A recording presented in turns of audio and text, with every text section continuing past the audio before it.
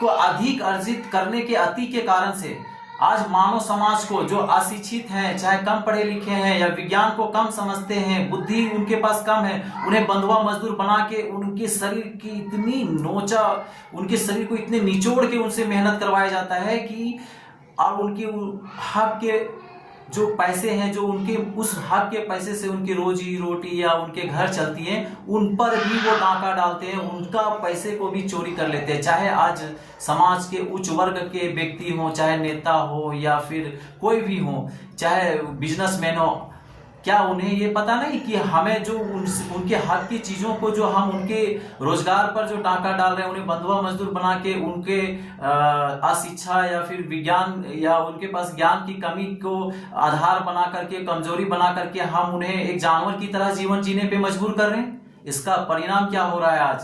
आज बड़े बड़े अरब खरबपति, सारी उनके पास सुविधाएं होने के बावजूद कई तरह के बीमारियों से ग्रस्त रहते हैं। उनकी फैमिली में अस्त व्यस्त, ना उनके फैमिली में प्रेम है, ना समर्पण है, ना उन्हें एक दूसरे के प्रति आदर है। क्यों नहीं है? क्योंकि आप किसी के हक के मार के खा रहे हैं। उस पैसे से वो अपने घर में प्रेम प्यार फैलाते, तो हम क्या करते हैं, वह कंपनियां क्या करती है ना, उनके प्रेम को छीनती है। क्योंकि उन्हें जोर जबरन, उन्हें अगर 8 घंटे की ड्यूटी रहती है तो 16-16 घंटा ड्यूटी करवाती है। क्योंकि और वो मजदूर भी मजबूर हो जाते हैं 16-16 घंटा करने के लिए। क्यों? क्योंकि उन्हें पैसा चाहिए, क्योंकि इतनी कम उनकी आमदनी मिलती है और मेहनत इतनी होती है लेकिन आमदनी कम मिलती है, जिसके कारण से घर में अधिक प्रेम हो, अधिक संपन्नता नहीं चाहते, बस वो मौलिक संपन्नता चाहते हैं। वो मौलिक संपन्नता के लिए वो अपने प्रेम का निछावर कर देते हैं, वो प्रेम से वंचित रह जाते हैं।